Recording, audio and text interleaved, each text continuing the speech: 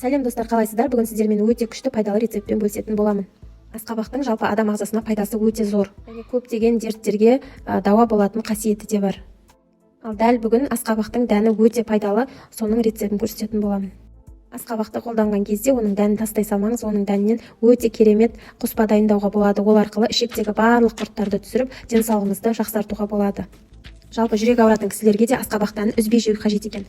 Өйткені бұл дән қандағы холестеринді төмендетіп, тромбтың түзілуін реттейді екен. Және асқабақтың құрамында фосфор, мыс, темір элементтері болады екен. Соның есебінен қан аздықтан құтылуға болады екен.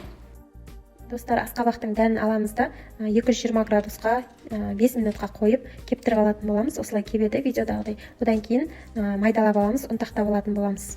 Мен блендерға салып ұнтақтап алдым. Достар, бұл қоспаны міндетті түрде дайындап қолданыңыздар, өйткені денсаулыққа өте пайдалы болады. Үлкен кісілерге бір ас қасықтан аш қарынға таңертең ішеміз, шаймен немесе жылы сумен ішсеңіз болады. Ал кішкентай балдарға бір чайная ложкамен ішуге болады.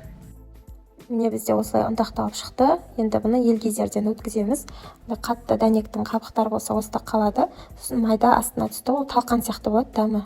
Дәмі өте күшті, иісі де күшті болып шығады. Міне осылай видеодағыдай өте дәмді, кішкентай балдар да сүйсіне жейді. Және енді дайындаймыз, осылай үстіне су қосып араластырамыз. Примерно бір жент жасаймыз ғой, сол сияқты қоспа дайын болу керек бізде. Міне көз мөлшерімен жасадым. Енді сіздер қанша қосасыздар, міне видеодағыдай осылай жасайсыздар. Үстіне бір ас қасық мед қосып жібердім. Бал қосамыз. Сөйтіп жақсылап араластырамыз. Дәмі өте күшті, халваға да ұқсайды. Бір жағынан бір басқаша өте дәмді, керемет болып шығады. Міндетті түрде дайындап тұтынып көріңіздер. Денсаулықтарыңыз мықты болсын, ас болсын. Достар, және менің каналыма тіркелуді ұмытпаңыздар. Алдағы уақытта өте пайдалы рецепттермен бөлісетін боламын.